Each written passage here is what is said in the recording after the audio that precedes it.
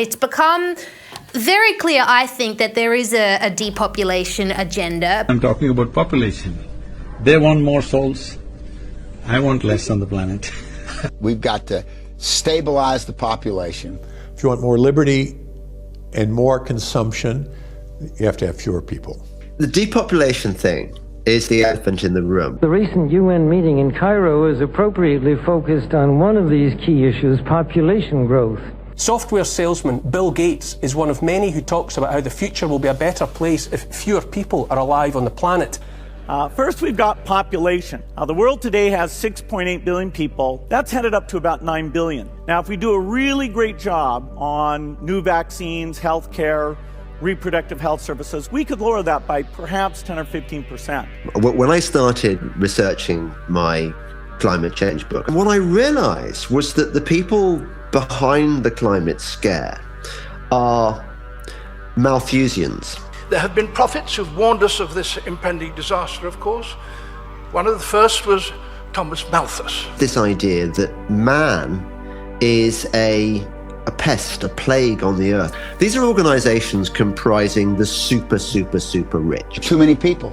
That's why we have global warming.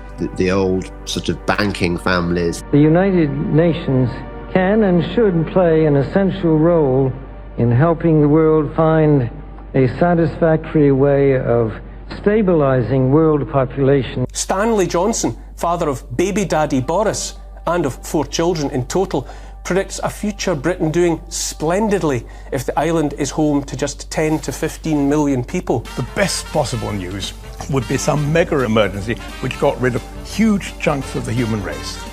And one of the phrases they use is, the earth has a cancer and the cancer is man. These guys think we are a cancer. What to do with all these useless people when they are basically meaningless, worthless? There was even something called the Optimum Population Trust, which believed that the population needed to be reduced drastically.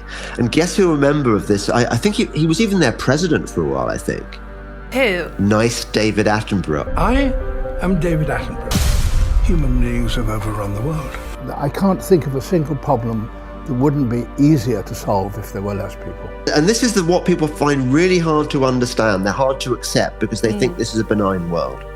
The best we can do is to slow down the rate of increase. We certainly can't stop it.